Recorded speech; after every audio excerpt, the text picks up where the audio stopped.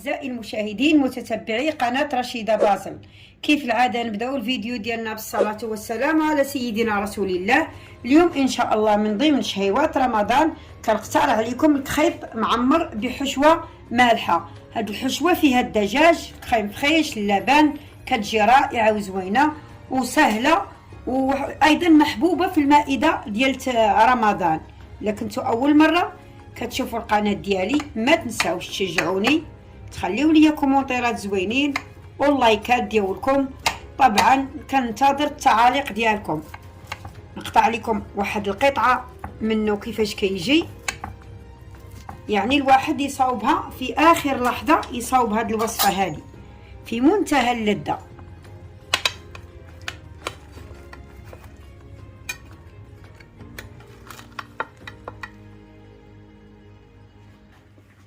كتجي زوينه زوينه زوينه زوينه بزاف، عن تجربه مذاق لا يقاوم. عاوتاني نقطعها بالسكين احسن.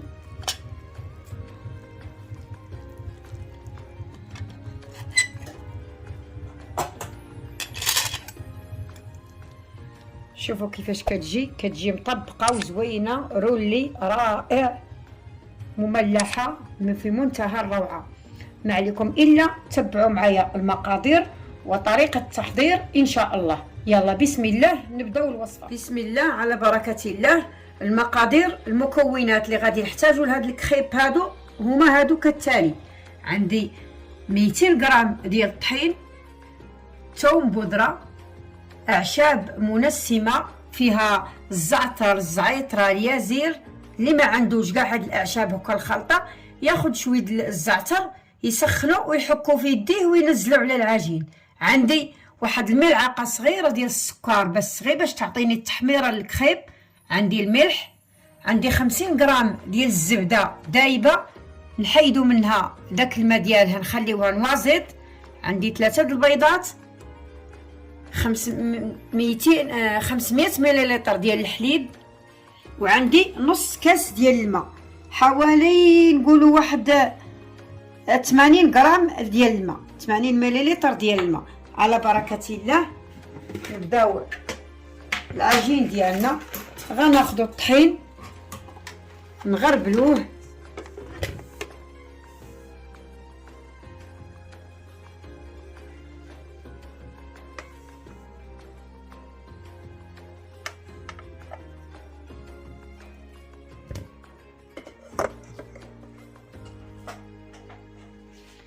ناخذوا الثوم،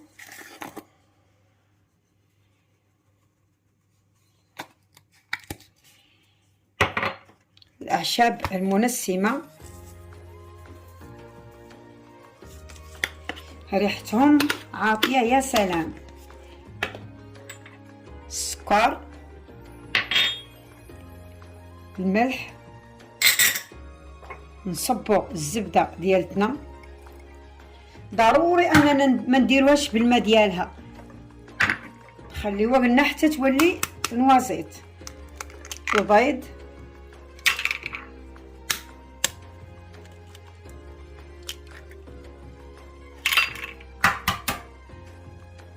اللي بغى يدير هاد الشيء في الخلاط الكهربائي يديرو.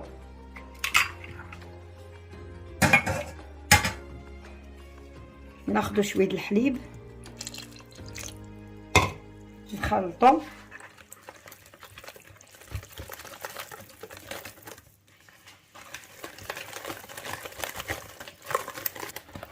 هذه الطريقه هذه راه زوينه، ما نخليو فيه حتى شي حبيبه. نتوما ردوا البال، يعني اللي ما بغاش يدير الخلاط الكهربائي غير باليد هكا راه كيجي زوين. نعاودو نزيدو تاني الحليب ما نديروش دفعه واحده، نقسموه على 3 المرات ولا على 4، ولا المهم غير دفعه واحده ما نديروش حتى نشدوا لاباز ديال العجينه في الاول عاد باش نبداو نضيفو. لان ديك المره في الاول فاش كنبداو غير بشوي، هذه هي الساعه فين كنتفاداو دوك الحبيبات اللي غادي يكونوا.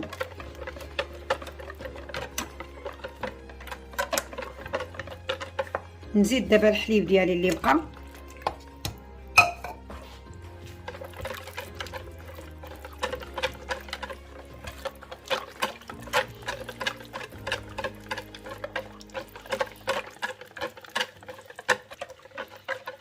صافي دابا غادي نخليه واحد 10 دقائق ولا 15 دقيقه عاد باش نضيف ليه هاد نص كاس ديال الماء ونبدا نخبز فيه. صافي دابا بعد ما دازت 10 دقائق شوفوا الخليط ديالنا ها هو. دابا غادي نضيف نصف كاس ديال الماء اللي قلنا،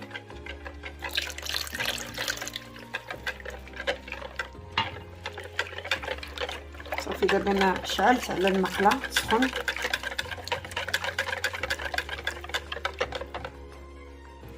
صافي دابا بعد ما المقله ديالتنا ها هي سخنات، ناخذ واحد المقياس باش نعيرو.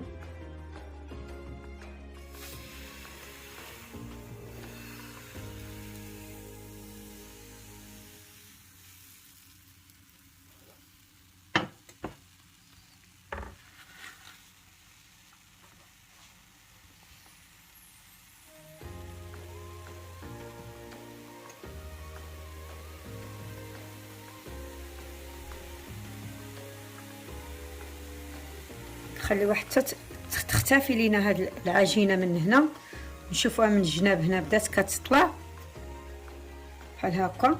طبعا غنديروا شي حاجه بحال هكا تكون حاده باش نململوها من الجناب ديالها كومسا.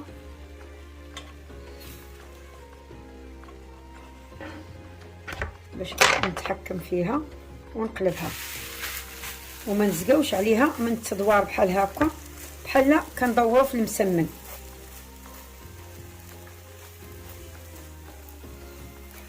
هادشي علاش درنا فيها ديك المعالقه ديال السكر باش تعطينا هاد الكولور محمر. حنا غنبقاو ندوروا فيها باش يجينا مثقب كامل من الجهه الاخرى، كيجيو فيه دوك النبيلات صغيرين هادو اللي باينين هنا بانهم طالعين باش يجيونا بحال هاد الشكل، ونطلو ديما نراقبوا وندوروا ما نزقاوش من التدوار. بالنسبه للقياس ديال الكريب هنا كل واحد ياخذ القياس اللي بغا، هنا متوسط صغير كبير، لكن بالنسبه لهذا اللي كنديروه هكا بالحشوه ولا من بلا اي حشوه حتى في السكري نديروا هذا القياس هذا كيجي مقيديد وزوين. وبالنسبه للكريب السكري اللي كندير انا راه نفس المقادير، غير بس ما كنديرش الاعشاب منسمه، ما كنديرش الثوم، وديك نص معلقه صغير اللي كندير انا كندير 3 المعالق ديال السكر باش يجي حلو. راقبوا ها الوجه ديالو.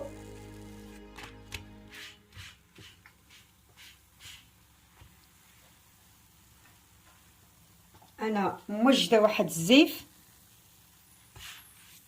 دابا بارك عليها صافي هكا بغيتها، كنجيبهم هنا ونحطها فوق بعضياتها ونغطي باش يبقاو لينا سخانين ويرجع عليه داك الدفا ديالو. وحده اخرى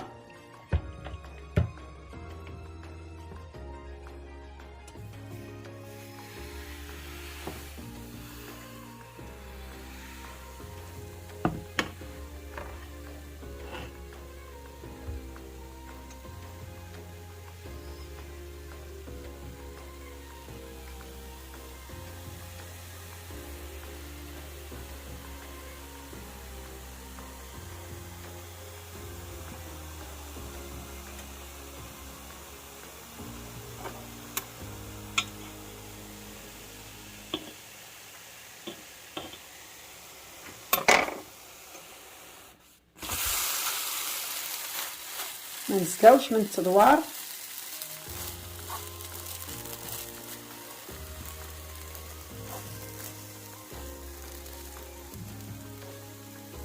هذا هو اللون اللي كنبغي انا، كيعجبني بحال هكا، كيجي من هاد الجهه اللي كنرمي لتحت كيجي بحال هكا زوين بحال البانكيك.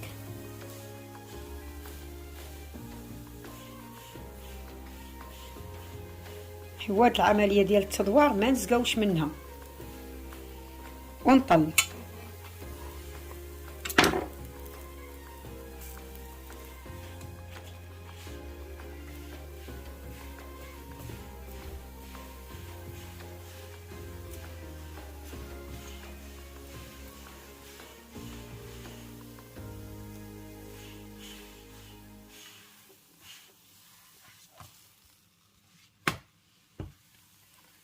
زيدها واحد شوي.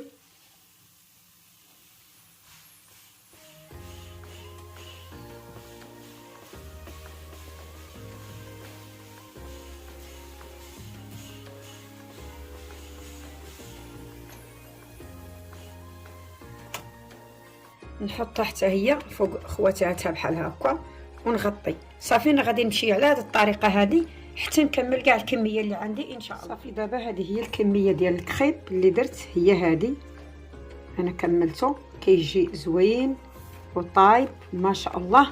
صافي دابا غادي نخليه وندوز نصايب الحشوه. بالنسبه للمقادير ديال الحشوه غادي نحتاج ليها انا واحد البصله كبيره قطعتها هكا شلطتها، غادي نضيف ليها زيت الزيتون فاش نشحروها، نحطها على النار. بالنسبه للمكونات الاخرى اللي غادي ندير، عندي هنا نص كيلو ديال صدر الدجاج 500 غرام اللي قطعتها هكا رقيقه، عندي الملح، فلفل اسود حسب الكميه، عندي ملعقه كبيره ديال الطحين، كاس ديال الحليب، اعشاب منسمه، ثوم بودره، وعندي الكريم فريش. نضيفوا دابا الدجاج،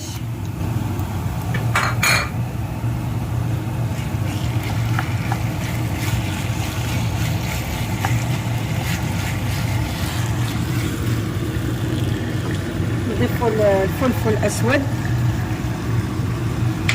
نضيفوا المليحه ديالنا،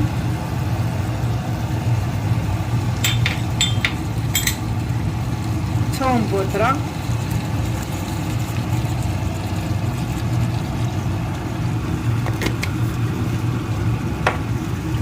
نحركو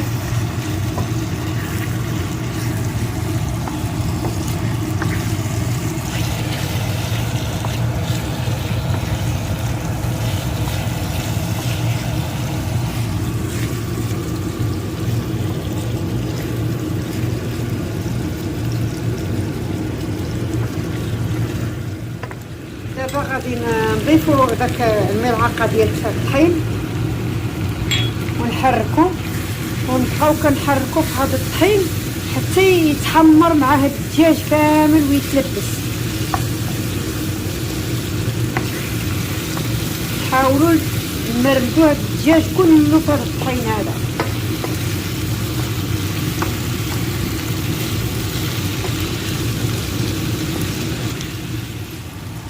صافي دابا غادي ندير داك الكاس ديال الحليب ها هو،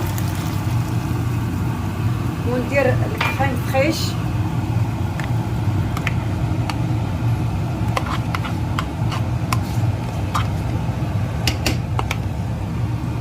ونحركو هادشي ديالنا مزيان.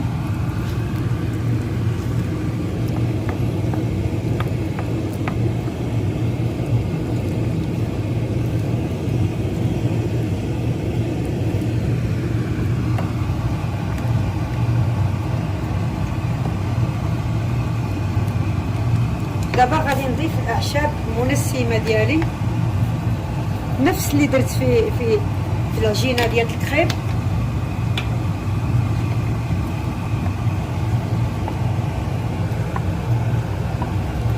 صافي دابا غادي نخليوها باش تطبخ لينا مع الدجاج مع الحليب يغلي مع ديك الكريم كلشي ينسجم. ان شاء الله تكون الحشوه ديالتنا جاهزه وواجده باذن الله. صافي ها الصوصه ديالتنا بدات كتقال، نخليها حتى تزيد تعلق. بالنسبه لهاد الصوصه هكا راه غير وحدها بحال هكا، نسلقوا لها شويه لي باط ونديروها معاها مكرونه ولا سباكيتي ولا كتجي زوينه زوينه زوينه يا سلام. صافي دابا غادي نطفي عليها ونخليها تبرد تماما، ما تبقاش سخونه باش ما تهرش ليا الكريب ديالي.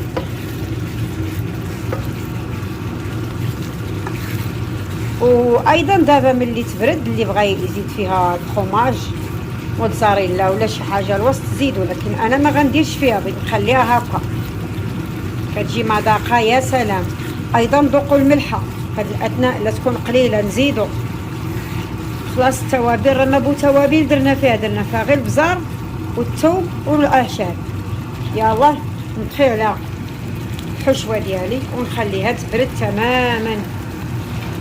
شوفي الحشوه ديالتنا بعد ما هاد الحشوه هادي بردات تماما بارده، انا شاده المقله بايدي والكريب حتى هو ديالنا برد. غادي ناخذوها على هاد الوجه، هذا وهذا غادي نخليوه لتحت. ناخذوا الحشوه ديالتنا بسم الله.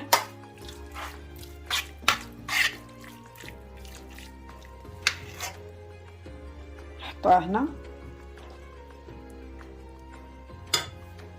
نجيبو عليها اللفه، نسدوها على شكل سيجار.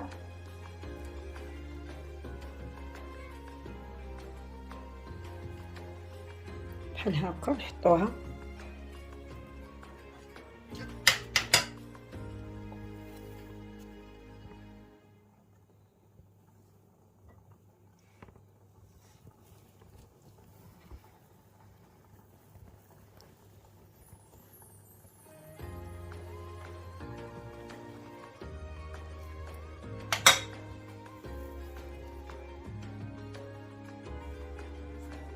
نمشيو غير بشويه بشويه.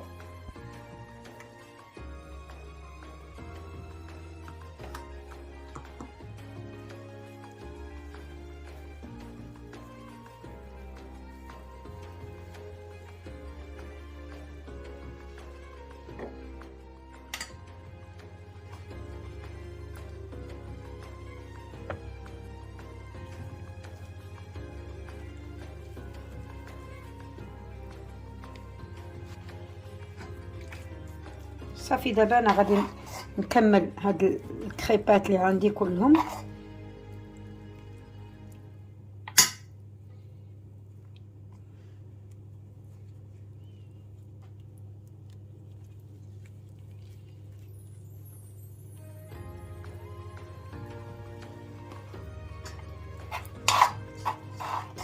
ما شاء الله راه هاد الكريب فيه عدة وصفات.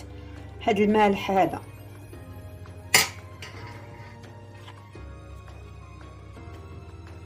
بما اننا كنحتاجوهم في المائده ديالتنا ديال رمضان، كنستعملوا بزاف هاد الشيء، كنديروا حاجات بسيطه باش ناكلوها ما نكثروش. اذا نبداو نوجدوا ونحضروا في الوصفات ديالنا على خاطرنا وعلى كل شيء. هذا راه ما كيحتاج لي لا ديروا في الفريزر لا حتى شي حاجه، لازم يتاكل فريش. الكريب ديالي في هاد البايركس هادي لان الاول جاني صغير كنت بغيت نديرو على جوج، عاوتاني جاو المهم ما جانيش داكشي هو هذاك. انا حضرت هنا لا بيشاميل، ها هي طبعا راه كلشي عارف الطريقه ديالها. انا خليتها شويه مطلوقه، دابا نديرها فوق هنا فوق الكريب ديالنا.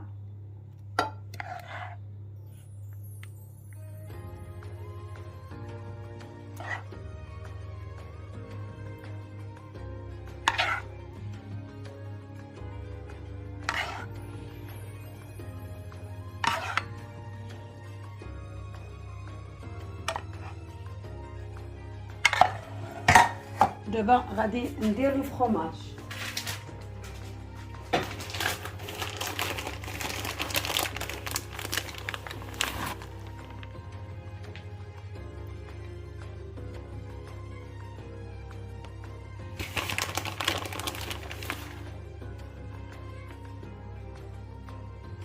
الفران راه تيسخن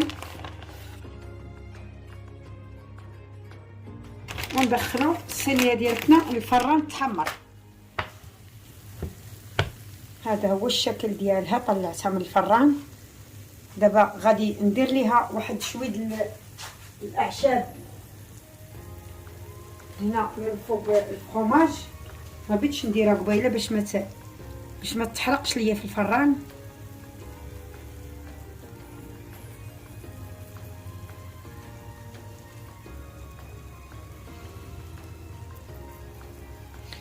وهذا هو الشكل النهائي ديال الوصفه ديالتنا ديال اليوم. نتمنى انها تنال الاعجاب ديالكم. ما تنساوش تشجعوني، تخليو لي كومونتيرات زوينين واللايكات ديالكم، وقولوا لي رايكم في الوصفه. وان شاء الله اللي عنده شي اقتراح وبغاني نشاركو معاه خليوها لي في التعاليق وأنا غادي نديرها إن شاء الله. إلى اللقاء في فيديو قادم، وصفة جديدة، والسلام عليكم.